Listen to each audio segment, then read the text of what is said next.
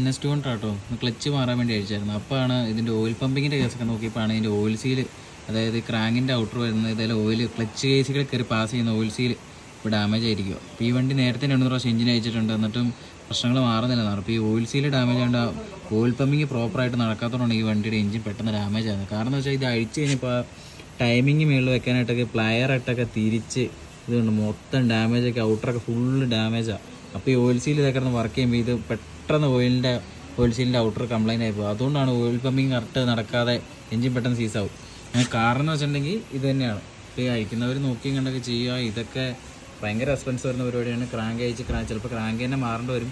ഏറ്റി കൊടുത്താൽ ഇതിൻ്റെ പുറത്തെ ഡയൊക്കെ എടുത്ത് കളയുന്നതോറും ഇതിൻ്റെ തിക്നെസ് കുറയും. അപ്പോൾ ഈ ഓയിൽ സീലിൽ കറക്റ്റായിട്ട് പ്രോപ്പറായിട്ട് ഫിക്സ് ആകാതെ വരും. അപ്പോൾ അങ്ങനെയൊക്കെ വരുമ്പോൾ ഓയിൽ പമ്പിങ് കുറയും, പിന്നെ എഞ്ചിൻ കംപ്ലൈൻ്റ് ആകാൻ കാരണമാവും. അപ്പോൾ ഇത് അഴിക്കുന്നവരും ക്രാങ്കൊക്കെ വെക്കുന്നവർ കറക്റ്റായിട്ട് നോക്കുക, കറക്റ്റ് കംപ്ലൈൻ്റ് ഒന്നും ഇല്ലാതെ ഫിക്സ് ചെയ്യാൻ നോക്കുക മാക്സിമം.